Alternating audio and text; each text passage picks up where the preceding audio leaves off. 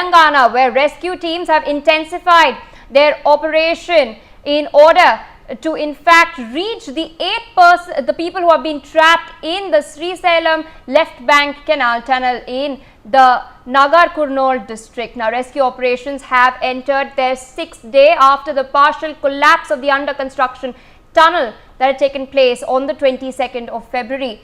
The Army, Navy, National Disaster Response Force and rat hole miners are all working in tandem to remove silt and debris from the tunnel with the target of completing the rescue operation in the next 2 days. The rescue workers are of course using gas plasma cutters now to detach damaged parts of the tail portion of the tunnel's boring machine in order to clear the access to the very last end of the tunnel where the 8 men were trapped. The rescue workers are also engaged in efforts to ensure that the loco train reached up to the last point as well, and the conveyor belt has also become operational.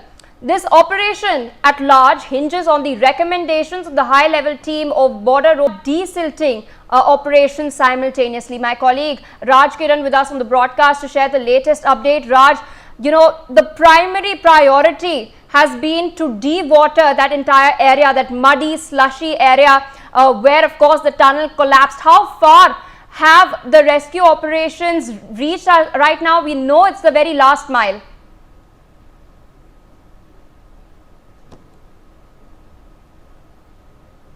The rescue team have reached the rescue team have reached almost the 14 kilometers point, just 100 meters away, where the accident took place and where 8 people were trapped just 100 meters away. Rescue team is continuously Army, NDRF team and Navy team, and all together working together. Even the rat miners we have seen yesterday, they have went inside the tunnel almost just 100 meters away, where the turbo boring machine was vandalized there. At that point, the rat miners also went and they are trying to enter into the place where the exactly accident took place. But even now, almost 60% of the tunnel filled with the water and the debris and the mud there. So they're facing difficulties to just reach the 100 meters, whereas we have seen yesterday Uttam Kumar Reddy, who's irrigation minister of Telangana, said that within 2 days the rescue operation will be completed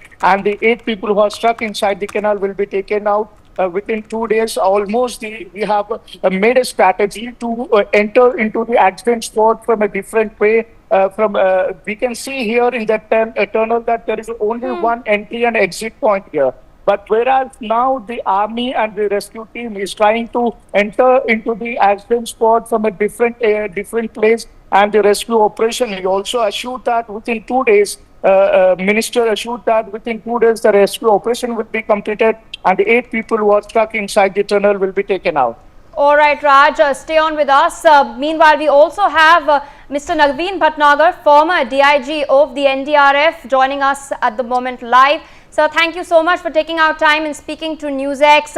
As I've stated earlier, and as reports are pouring in, it's the very last leg of the rescue operation, you know, over there on ground.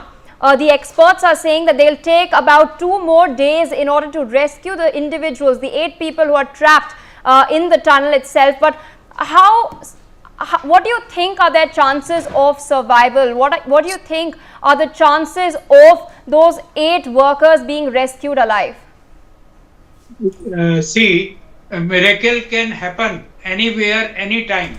So here also we can say we should pray from the God that there should be chance, or all the people, trapped people were taken out safely. But its chance is very less. But anyhow, miracle is there and God will help. Otherwise, all the efforts are being made by our experts, especially the NDRF, Army, and the Larsen and Toubro people, as well as the other engineers also. So anyhow, all the efforts are being made, and available equipments, they are trying to search out the people. But here also I will suggest that if it's possible, the life locator system is there with the NDRF.